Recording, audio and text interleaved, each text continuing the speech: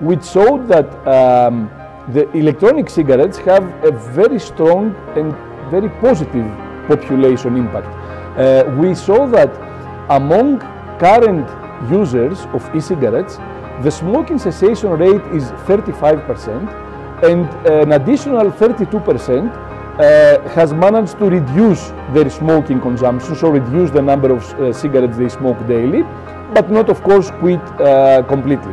So we have a net benefit of about 67% of all users, and this is huge considering that we never had in history any other product with such a big impact in the population. Ci sono dei forti interessi purtroppo che animano le società scientifiche di medicina e probabilmente gli stessi interessi vanno a colpire anche certe frange del governo.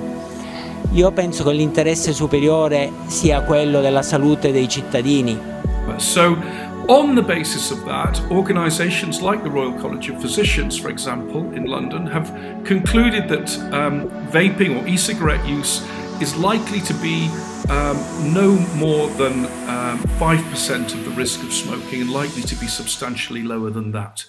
El Dr. Moore, que tiene 30 años de ser cardiólogo, es director del Departamento de Cardiología de la Fundación Santa Fe de Bogotá y en 1995 fue distinguido con el premio Guillermo Lara Hernández en el Congreso Sudamericano de Cardiología. Desde hace ya varios años se ha dedicado al estudio de las enfermedades cardiovasculares y las causas y recomienda que para evitarlas se debe aprender a comer sano, hacer ejercicio y si la persona fuma es importante que lo deje de hacer y los vaporizadores son la ayuda que muchos esperaban y es que son muy fáciles de utilizar, solo se cargan y se cambian los diferentes líquidos con una infinidad de olores y sabores. And we can all take some comfort from the overall data. So in countries like the United States, the rate of smoking has declined amongst adults, has declined very rapidly during the time when vaping has risen. The same is also true for the rate of smoking among adolescents. It's also fallen dramatically. Il mio problema è di pazienti che già sono fumatori e sono fumatori da tanto tempo. La domanda scientifica che io mi sono posto era molto semplice. Questi fumatori, se switchano, se si sdoganano alla sigaretta elettronica, migliorano le loro condizioni di malattia, sì o no? In molti studi abbiamo dimostrato, sia in ambito respiratorio sia in ambito cardiovascolare, che questo avviene, è possibile ed è dimostrato. El vapeo sirve para dejar de fumar. El vapeo sirve para dejar de fumar. No es solo un hobby, como algunos dicen. So, can regulators or policymakers make things worse and actually cause more damage to health than there would otherwise be? The answer, I'm afraid, is yes, they can. They can make things worse, they can cause harm, they can cause more disease and death. And the reason is set out very clearly in this statement from the Royal College of Physicians, that if they make the products less attractive, less accessible, more expensive, less able to simulate the pharmacological effects of cigarettes, if they just make the products more boring, less appealing to smokers, then people won't switch. And the danger is, instead of switching, they will carry on smoking. And what you get is policies that you think are, being tough on vaping, end up effectively protecting the cigarette trade and perpetuating smoking. De hecho, hay un estudio de State Budget Solutions en Estados Unidos que dice que si todo el mundo se pasara al vapeo, los gastos en sanidad pública supondrían un 87% más que el dinero recaudado con los impuestos del tabaco.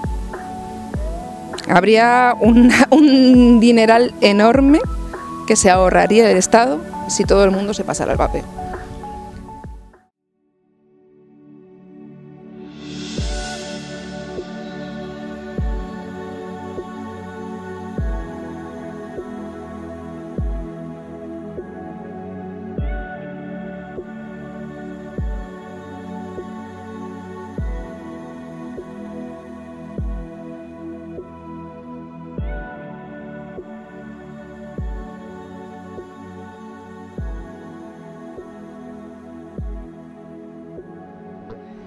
científicos de la Universidad de Valencia han elaborado el primer estudio español sobre el cigarrillo electrónico. Esta investigación revela que desde el punto de vista científico, tabaco y cigarrillo electrónico son productos completamente diferentes y descarta la figura del vapeador pasivo. Las principales conclusiones de este estudio demuestran que el vapor emitido por los cigarrillos electrónicos no tiene impacto en espacios cerrados, ya que contiene un 700% menos de nicotina que el humo del tabaco. Así lo explica Miguel de la Guardia, catedrático de Química Analítica y responsable del proyecto. Que la cantidad de nicotina que estamos exhalando en el caso del vapeado es bastante más pequeña, estamos hablando de un 450% o de un 700% menor que en el proceso de fumo. Y de todas maneras, si nos fijamos en la glicerina y el propilenglicol, bueno, pues a lo mejor habría que haber prohibido el uso de nieblas en fiestas, discotecas y en el teatro. Antes de prohibir nada, lo que creo es que hay que obtener los datos. Obtener los datos, analizarlos con seriedad, con un equipo lo más pluridisciplinar posible, para que haya unos datos contrastados, que se conoce su origen y haya también una evaluación de los mismos a niveles toxicológicos, farmacológicos, médicos, y a partir de ahí tomar las decisiones. Yo creo que la prohibición de vapear se ha basado más en prejuicios, pero eso es una mala forma de legislar. In termini di novità abbiamo due cose essenziali. Abbiamo completato il primo studio su fumatori, anzi scusate, su svapatori che non hanno mai fumato in vita loro, e li abbiamo seguiti per 4 anni. I dati spirometrici e di TAC del torace non dimostrano alcun danno in questi pazienti che hanno svapato per almeno 4 anni. Ok, questo non vuol dire che le sigarette elettroniche sono risk free. Tutto quello che noi consumiamo oggigiorno non è risk free, però sicuramente la sigaretta elettronica è un prodotto dalle 80 alle 95% di volte meno dannoso della sigaretta combustibile. Ho grande rispetto delle persone e dei fumatori, punto numero 1, quindi è una scelta personale quella di fumare o meno. Bisogna però ricordare che il 50% dei fumatori prima o poi va incontro a una malattia fumo correlata.